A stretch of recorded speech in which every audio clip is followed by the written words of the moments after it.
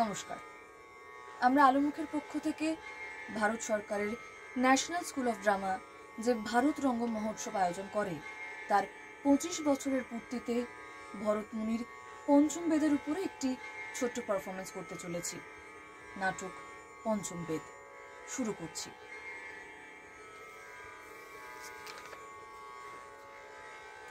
আমাদের একটি পর্বের শিক্ষা শেষ হলো।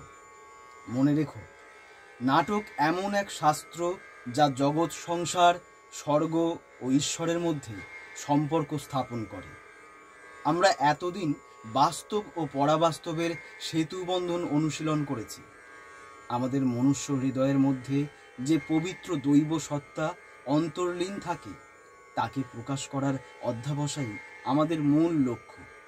মনে রাখতে হবে, নাটকে রসের সাধনা ঈশ্বর সাধনার সমান। আমাদের প্রণাম গ্রহণ করুন মুনিবর। আমার স্নেহাশিস নিও। সদা জগতের প্রতি দয়াবান ও প্রেমময় থাকুন। তোমাদের আসার কারণ, আপনি নাট্যশাস্ত্র লেখার পর থেকে আমাদের মনে অনেক প্রশ্নের উদয় হয়েছে। সেই সব প্রশ্নের উত্তরগুলির সন্ধানে আমরা আপনার কাছে এসেছি। ব্যক্ত করো, নির্দ্বিধায় তোমাদের মনের সমস্ত কৌতূহল ব্যক্ত করো। গুরুদেব, কিভাবে এই নাট্যশাস্ত্রের উৎপত্তি হলো? এই নাট্যশাস্ত্রের উদ্দেশ্যই বা কি? সাধু, তুমি খুব ভালো প্রশ্ন জিজ্ঞাসা করেছ। এই প্রশ্নটি কেবল নাটকের জন্যই নয়, এ আমাদের জীবনের সঙ্গেও যুক্ত। ত্রেতা যুগের পর থেকেই মানুষের মধ্যে লোভ বড় বেশি প্রকট হয়ে ওঠে। পাপ আর সংঘাতের দিকে মানুষের এগিয়ে যাওয়ার প্রবণতা দেখা দেয়। তখন ইন্দ্র ব্রহ্মার কাছে প্রার্থনা করলেন এমন একটি মাধ্যম তৈরি করতে যা দৃশ্যমানতা এবং শ্রবণ শক্তিকে সঙ্গে নিয়ে মানব জাতিকে ধর্ম, অর্থ, কাম এবং মোক্ষের পথে নিয়ে যেতে পারে। ইন্দ্রের অনুরোধে ব্রহ্মা তৈরি করলেন নাট্যবেদ, যার প্রায়োগিক দিক হল নাট্যশাস্ত্র। সাধু সাধু। মুনিবর, আমরা তো জানি বেদ হলো সকল জ্ঞানের ভান্ডার। জগতের সকল রহস্যই তো বেদে লুকিয়ে আছে। সুতরাং বেদগুলি তো আমাদের জন্য যথেষ্ট ছিল। তাহলে এই নতুন বেদ সৃষ্টি করা হলো কেন?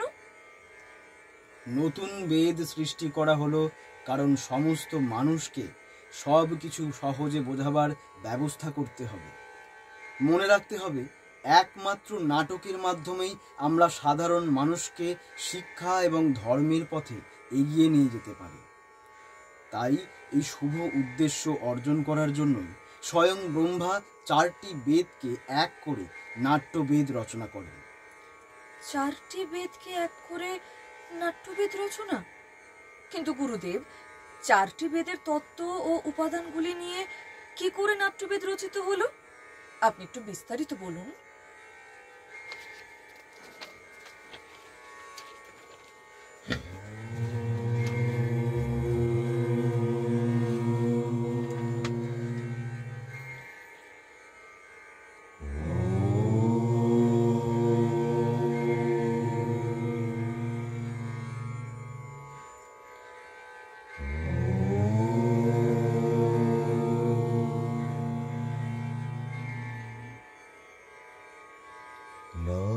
নাট্যশাস্ত্র জীবনের আশ্রয়।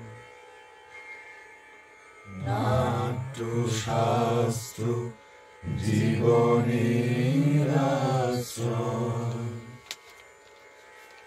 নাটক তাই যুগে যুগে রসময়। নাটকে রয়েছে জীবনের ইতিকথা। নাটক ভোলায় আতুরের মনোব্যথা। নাট্যশাস্ত্র জীবনের আশ্রয়।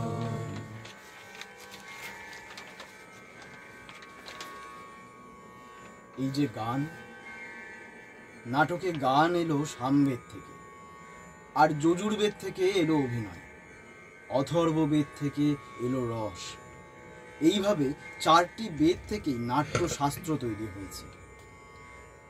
গুরুদেব, আরেকটি প্রশ্ন, কেবল দেবতাদের জন্যই কি নাটক তৈরি হয়? না না, তা নয়। রাক্ষসরাও ব্রহ্মার প্রতি এই একই সন্দেহ প্রকাশ করেছিল। দেবতা, দানব, মানুষ, রাক্ষস সকলেই নাটক করতে পারে। নাটকের মধ্যে সমস্ত আচার দেখানো হয়েছে। এই গ্রন্থটি 3টি পৃথিবীর বর্ণনা দেয়। শুধু তাই নয়, দুঃখে ক্লান্ত এবং শোকে জর্জরিত সকলকে বিশ্রাম দিতে পারে এই নাটক। নাটকের মধ্যে সমস্ত রস, সমস্ত অনুভূতি, সমস্ত শাস্ত্র এবং সমস্ত শিল্পকর্ম রয়েছে। এমন কোনো জ্ঞান নেই, এমন কোনো ক্রিয়া নেই যা নাটকে দেখা যায় না। আশ্চর্য! পুরো সৃষ্টি, সব লৌকিক এবং অলৌকিক ধর্ম, শিল্প সবই নাট্যকলার মধ্যে। নাটককে যেমন সমস্ত কলা বা শিল্পের উৎস বলা যেতে পারে, তেমনি নাটক সমস্ত কলার সঙ্গম, মিলন। তার মানে গুরুদেব, আমরা তো ধরে নিতে পারি নাটক একটি অদ্ভুত শিল্প। ঠিক যেমন বেঁচে থাকার জন্য শ্বাস প্রশ্বাস, এটি তো সবচেয়ে গুরুত্বপূর্ণ শিল্প। তাহলে কেন আমাদের সমাজ এটিকে গুরুত্ব সহকারে নেয় না? আমি দেখেছি এই শিল্পকে অনেকেই অপ্রয়োজনীয়, অপ্রত্যাশিত হিসেবে বিবেচনা করে। কেন? আমরা শিল্পী, নীতি নির্ধারক নই। শিল্পই আমাদের ধর্ম। শিল্প নিয়ে আমরা পরীক্ষা নিরীক্ষা করব, নীতি নিয়ে নয়। মনে রাখতে হবে, নাটক কেবল একটি শিল্পই নয়, এটি সমাজের একটি আয়নাও।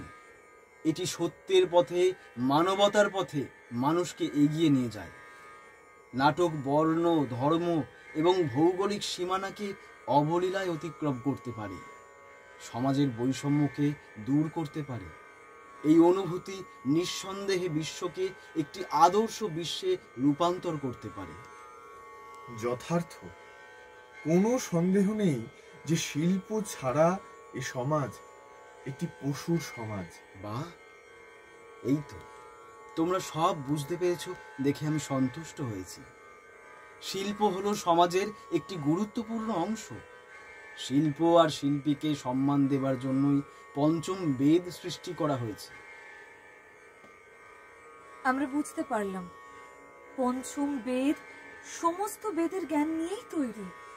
তাহলে এসো, সামবেদ থেকে নাটকে যেমন করে গানের সংযোগ, তেমন করেই আমরা আজকের আলাপচারিতা শেষ করি। এ দেশ তোমার আমার, আমরা হব সবার, আশা পূরণ করব মোরা সবার প্রচেষ্টায়। এই আনন্দ জগতে সবাই সৃষ্টি নিয়ে মাতে, সৃষ্টি দিয়ে মুছব মোরা সকল কালিমা। আয় রে আয়, সময় বয়ে যায়, মোদের দেশ ডাকে ভালোবেসে আয়। এই পৃথিবী বাঁচে মোদের মহিমায়। আয় রে আয়, আয় রে আয়। নমস্কার। কৃতজ্ঞতা জানাই মলয় ঘোষ মহাশয়কে এই স্ক্রিপ্টের বাংলা অনুবাদের জন্য।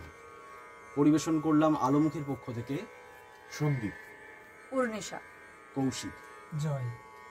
প্রয়োগ সৌজন্যে মনসীজ বন্দ্যোপাধ্যায়।